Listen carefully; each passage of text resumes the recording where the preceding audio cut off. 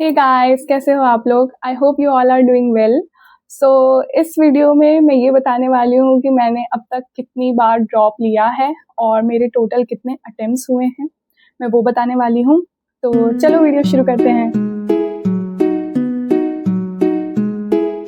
Welcome to my channel, welcome to Ashneet unfiltered. यहाँ आपको कोई फेक मोटिवेशन नहीं, बस रियल लाइफ एक्सपीरियंसेस और रियल लाइफ स्ट्रगल्स के बारे में मैं बताऊंगी। मैंने कौन सी मिस्टेक्स करी थी जो आपको नहीं करनी है अगर आप एक नीट एस्पिरेंट है तो सबसे पहले मैंने जो अपना पहला अटेम्प्ट दिया था वो मैंने 12th के साथ दिया था। तो मेरा 12th बेसिकली कोरोना के पहले हो गया था, जब अपना कोविड आया था उसके पहले मेरा 12th हो गया था। तो उस टाइम पर मैंने प्रिपरेशन नहीं करी थी, it was just a casual attempt जो मुझे देना था, बिकॉज मैं बस एक ट्राई करना चाहती थी। तो मैंने उस टाइम पे जब अटेम्प्ट दिया तो मेरे फर्स्ट अटेम्प्ट में टोटल 264 मार्क्स बने थे। मेरे माइंड में बस एक चीज़ चलती रहती थी कि ठीक है, अब अपने को ड्रॉप करना है और अपन एक कोचिंग में एडमिशन कराएंगे और फिर वो ड्रॉप लेकर अपन एक और अटेम्प्ट देंगे और हो जाएगा उसमें, ठीक है। बट फिर वो कोविड आ गया। कोविड आने के बाद ये हुआ कि सारी चीज़ें बंद हो गई, लॉकडाउन हो गया। तो उस टाइम पे कोचिंग्स वगैरह सब बंद थी, ठीक है। तो मेरे पास ना फ़ोन था ना कोई लैपटॉप था, तो पढ़ाई का एज सच कोई सोर्स था नहीं, ठीक है। तो वो मेरा पहला ड्रॉप ईयर था, ठीक है। पर मैं ये नहीं कहूँगी कि मैंने पढ़ाई नहीं करी थी। मेरी मम्मा ने मुझे उस टाइम पे एक लैपटॉप दिलाया और मुझे एक कोचिंग का पैकेज दिलवाया। मुझे पता नहीं कि कोचिंग का नेम ले सकते हैं या नहीं, बट क्योंकि सारी चीज़ अनफिल्टर्ड है तो CLC कोचिंग वो थी जिसका मुझे पैकेज दिलवाया था। उसमें ऐसा होता था कि टोटल जो वीडियोस आते थे वो 10 डेज तक रहते थे और आफ्टर 10 डेज वो वीडियोस अपने आप चले जाते थे और वो रिकॉर्डेड लेक्चर्स होते थे। तो उसमें डेली 4 लेक्चर्स आते थे, 1.5 घंटे के, फिजिक्स, केमिस्ट्री, बायोलॉजी, जूलॉजी, इन सब के, और उनको बस लेना होता था और बस अपनी पढ़ाई ऐसी करनी होती थी। कोई लाइव टीचर नहीं और जिससे आप डाउट पूछ सकते हो, मतलब ऐसा कुछ इतना अच्छा नहीं था। और उस टाइम कोई ऑनलाइन प्लेटफॉर्म इतना डेवलप भी नहीं था जैसे आज यूट्यूब पर आपको पूरा फ्री नीट में कोर्स मिल जाएगा। उस टाइम पर अभी वो चीज़ें नहीं थी, उस टाइम सब कुछ डेवलपिंग था, ठीक है। तो मेरा तो पूरा पूरा दिन बस इसी में चला जाता था कि मुझे बस वो लेक्चर्स कंप्लीट करने हैं, क्योंकि ऑब्वियसली मैं भले ही फर्स्ट ड्रॉप में थी लेकिन मैं इतना अच्छा नहीं कर पा रही थी। 12th में भले ही मेरे 90% थे, बट मेरी 11th बहुत वीक थी, क्योंकि उसमें मैं झूठ नहीं बोलूँगी मेरे सिर्फ 66% थे। तो मेरी 11th खराब थी ज़्यादा। फिर भी मैं उन लेक्चर्स को लेती थी, मैं सोचती थी ठीक है करना है। बायोलॉजी अच्छा पढ़ाते थे उसके अंदर, लेकिन वही बात है ना, फिजिक्स के टीचर इतने अच्छे नहीं थे और मुझे फिजिक्स में बहुत दिक्कत होती थी। ठीक है, वो साल निकला। उस टाइम पे जो कोविड के टाइम पे जो नीट हुआ था वो भी काफ़ी लेट हुआ था, तुम्हें याद हो तो। वो एग्ज़ाम अराउंड सितंबर के अराउंड हुआ था, तो उस आई थिंक 17 सितंबर को हुआ था। तो उस टाइम पे जो मेरा अटेम्प्ट हुआ था, जो सेकंड अटेम्प्ट जो हुआ फर्स्ट ड्रॉप में, वो उसमें मेरे मार्क्स आए थे कुछ 424 मार्क्स, ठीक है। सो मैं काफ़ी सैड तो हुई उस टाइम पे, क्योंकि ऑब्वियसली वो मार्क्स अच्छे तो नहीं थे मेरे, शायद फिजिक्स में तो कुछ 30-40 नंबर ही बने थे। तो मैं काफ़ी सैड हुई थी। ठीक है, कोई बात नहीं, बट मुझे लगा कोई बात नहीं, कोरोना था, तो अब मैं अच्छे से पढ़ूंगी तो अब अच्छे से हो जाएगा। तो फिर मैंने डिसाइड किया कि अब मैं सेकंड ड्रॉप लूंगी। अब सेकंड ड्रॉप के अंदर ये था कि चीज़ें तो खुल गई थी, मतलब लॉकडाउन वगैरह तो सब खुल गया था और कोचिंग्स भी ओपन हो गई थी। तो मेरी मम्मा ने मेरा एडमिशन कराया एलन कोचिंग के अंदर। अब एलन कोचिंग के अंदर उस टाइम पे हाइब्रिड मोड प्रोवाइड कर। अब हाइब्रिड मोड में क्या होता है ना कि वो लेक्चर आप घर से भी देख सकते हो और वहाँ जाकर भी देख सकते हो, मतलब वही सेम लेक्चर है जो टीचर पढ़ा रहा है, आप घर पे भी उस लाइव को ज्वाइन कर सकते हो और वहाँ पे जाकर कोचिंग में भी उस चीज़ को पढ़ सकते हो। तो मैं जयपुर में रहती हूँ, तो यहाँ पर क्या होता है ना कि एलन काफ़ी दूर था मेरे घर से। तो मैं सोचती थी कि ठीक है मैं घर से पढ़ लूँगी, तो मैं घर से लेक्चर्स लेती थी। मैंने उस चीज़ में कभी चीटिंग नहीं करी और मैं टेस्ट देने रेगुलरली जाती थी, ठीक है। वो ईयर था, मतलब तुम मान लो मेरा सेकंड ड्रॉप था जिसमें मैंने बेसिक चीज़ फिजिक्स में सीखी, मतलब बेसिक डिफरेंशिएशन, इंटीग्रेशन मैंने डिटेल में सीखा। मुझे इससे पहले वो भी ढंग से नहीं आता था। तो ठीक है, वो वाला साल भी ऐसे ऐसे निकल गया, मैं टेस्ट रेगुलरली देती थी। तो उस टाइम मेरा थर्ड अटेम्प्ट हुआ, थर्ड अटेम्प्ट सेकंड ड्रॉप में, और मेरे मार्क्स आए कुछ 528 मार्क्स बने थे, ठीक है। अब वही चीज़ है, मेरे 2 ड्रॉप हो गए, अब मैं क्या करूं क्या नहीं करूं समझ नहीं आया, ठीक है। अब थर्ड ड्रॉप लेने की मेरे में हिम्मत नहीं थी, मुझे लगा कि यार मैं अपनी ज़िंदगी क्या नीट में ही निकाल दूं। तो ना मैंने मम्मी से रिक्वेस्ट करी कि आप मुझे ना अब कॉलेज में डाल दो, अब हो गया मेरा नीट, अब मुझे नहीं करना नीट वीट, ठीक है, अब आप मुझे डाल दो बस कॉलेज में। तो मेरी मम्मी तो भोली भाली मेरी बात सुनती थी, तो मेरी मम्मी ने मेरे को डाल दिया कॉलेज के अंदर। बीएससी में मैंने एडमिशन ले लिया, ठीक है, मैंने फर्स्ट ईयर की पढ़ाई स्टार्ट कर दी। पढ़ाई तो क्या, खैर कॉलेज में तो मस्ती होती है, तो मैं जाती थी, मुझे डांस में बहुत इंटरेस्ट था, मैं काफ़ी सारे कॉम्पिटिशन में पार्ट्स वगैरह लेती थी, और मतलब वो साल ऐसे ही था। जब फेब्रुअरी आया, तो मैं पता है मई में एग्जाम होता है, और फेब्रुअरी आया, तो फेब्रुअरी में मुझे ऐसा रियलाइज हुआ कि यार this place is not for me, मुझे यहाँ नहीं होना चाहिए, मुझे नीट ही करना चाहिए था। पता नहीं कहाँ से वो क्लिक करा फिर से कि यार मुझे तो नीट की प्रिपरेशन ही करनी चाहिए। मैंने मम्मी को बोला कि मम्मी मेरा फॉर्म तो भर दो, ठीक है, उस टाइम फॉर्म्स निकले हुए थे, तो मैंने कहा मेरा फॉर्म तो भरवा दो। तो मेरी मम्मी बोली तू पढ़ाई तो करती है नहीं, तूने पूरे साल तो करी है नहीं, तो फिर क्या मतलब है। पर मैंने कहा नहीं, आप मेरा फॉर्म तो भरवा दो। तो फिर मैं फेब्रुअरी से मैंने फिर से पढ़ाई स्टार्ट करी, जो भी था पहले के नोट्स वगैरह जो मैंने एलन में बनाए थे उनसे मैंने कंटिन्यू करा। उस टाइम पे नीट का एग्जाम हुआ, मेरे मार्क्स उस टाइम पे आए, जो मेरा थर्ड ड्रॉप तो नहीं बोल सकते खैर, क्योंकि मैं ऑब्वियसली फर्स्ट ईयर के एग्जाम्स मैंने दिए थे, मैंने उन्हें नहीं छोड़ा, कॉलेज को मैंने इसके लिए नहीं छोड़ा। तो मैंने फर्स्ट ईयर के एग्जाम्स भी दिए, बट साथ में नीट का अटेम्प्ट भी दिया। तो मेरे उस अटेम्प्ट के अंदर आए थे कुछ 525 मार्क्स, मतलब लास्ट ईयर से भी 3 नंबर कम ही हो गए, खैर ठीक है। अब मेरे को इतना बुरा लगा उस टाइम पे कि क्या है यार, ये मैंने क्या करके रखा है अपनी जिंदगी के साथ, सब कबाड़ी करके रखा है, ठीक है। और उस टाइम मेरी एक दोस्त का जरूर सिलेक्शन हो गया था, जो लास्ट ईयर मेरे साथ ही थी एलन में, उसने अपना थर्ड ड्रॉप लिया था और उसने सिलेक्शन अच्छे नंबर से ले लिया था।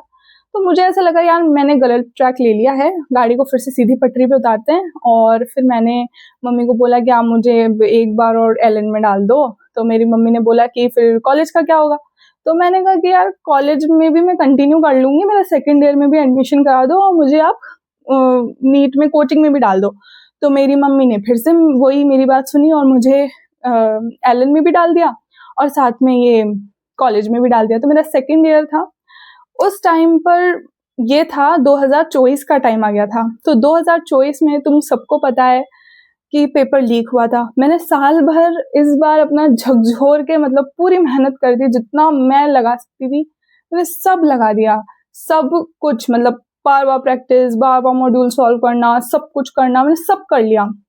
जब पेपर हुआ मैंने मार्क्स कैलकुलेट करे, मेरे उस अटेम्प्ट में बन रहे थे कुछ 637 मार्क्स बन रहे थे। और मैं सच कह रही हूँ, मैं मार्क्स कैलकुलेट करके इतनी खुश हुई ना कि मैं बस, मुझे लगा अब तो मिल गया एमबीबीएस, ठीक है, मुझे मिल ही जाएगा, ठीक है। बट हाँ, मैंने सेकंड ईयर के जो अपने बीएससी के पेपर्स थे उनको नहीं छोड़ा, उनको मैंने फिर भी दिया था, क्योंकि ऑब्वियसली नीट का एग्जाम बाद में हुआ था, ठीक है। तो बट वही है, शॉकिंग रिजल्ट आए थे उस साल 2024 में, सबको पता है पेपर लीक हुआ था, कट ऑफ ही 650 पहुंच गई थी। और क्योंकि मैं राजस्थान से बिलोंग करती हूँ और मेरी कैटेगरी ओबीसी है, तो मेरी रैंक 40,000 आई थी, तो मुझे उस टाइम पे कुछ भी नहीं मिला, ठीक है। तो मैंने फिर, मुझे लोग कहते थे कि तुम बैम्स ले लो, बीडीएस ले लो, ऐसा नहीं है ये कोर्सेज बुरे हैं, मुझे इनके बारे में पता नहीं है, बट वही है ना कि मैं इतना टाइम देती आ रही हूँ सिर्फ एमबीबीएस, तो मुझे ये था कि मुझे एमबीबीएस में ही जाना है, ठीक है। अब मुझे ये लग रहा था कि यार मैंने 40,000 रैंक तक मैं पहुंच चुकी हूँ, हो सकता है मैं 1 साल और करूंगी तो मैं अच्छा कर लूंगी, मैं जरूर सिलेक्ट हो जाऊंगी, ठीक है। मैंने फिर से वही चीज़ करी, सेम चीज़, थर्ड ईयर में एडमिशन लिया बीएससी के अंदर। मैंने वहाँ पे एप्लीकेशन लगा दी कि मैं नहीं आऊँगी, और मैंने कोचिंग में भी एडमिशन लिया।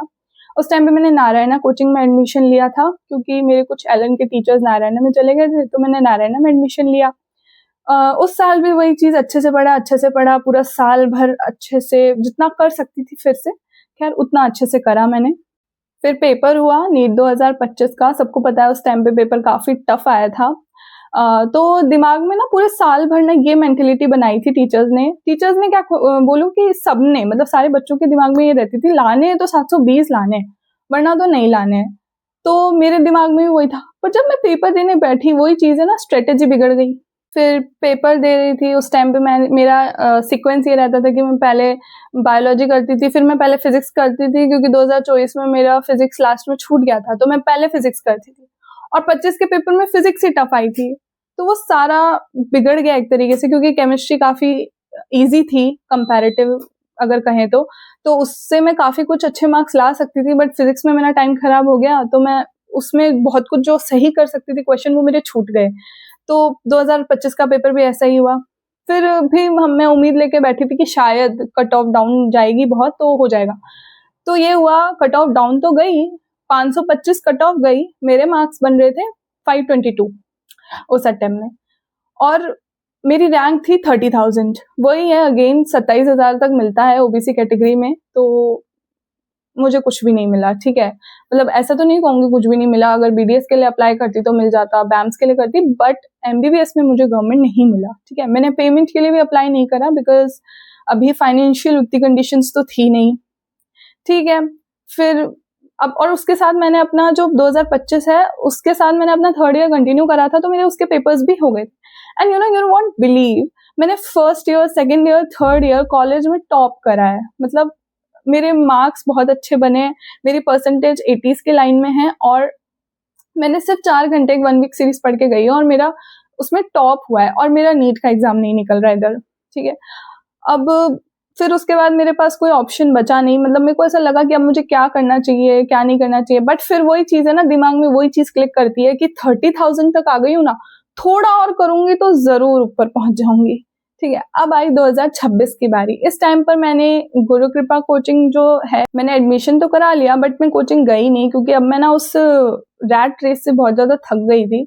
वही कोचिंग जाना आना, वो काफी एग्जॉस्टेड लगता था मुझे। तो मैंने सोचा यार मेरे पास काफी मटेरियल है और काफी नॉलेज ऑलरेडी मुझे है, तो मैं सेल्फ करूंगी, हो जाएगा। ठीक है, तो मैंने सेल्फ करा, और साथ में जो पीडब्ल्यू के यूट्यूब के वीडियोस है मैंने उनसे लिया, क्योंकि आजकल ऑब्वियसली पीडब्ल्यू का जमाना है, तो उनसे मैंने पढ़ाई करी। और 2026 का अभी पेपर हुआ, टेस्ट तो मैंने रेगुलरली दिए ही थे, फिर 2026 का पेपर हुआ, एंड पेपर में मेरे बन रहे थे 680 मार्क्स। मतलब अब क्या बोलूं, मैं इतनी खुश हुई कि यार हो गया अब तो सिलेक्शन, ठीक है अब तो मिल ही जाएगा, हो ही जाएगा, और लगा कि सपने भी पूरे हो जाएंगे, अब तो एमबीबीएस मिल ही गया। बट वही पेपर लीक हुआ, फिर से पेपर गॉट कैंसल्ड।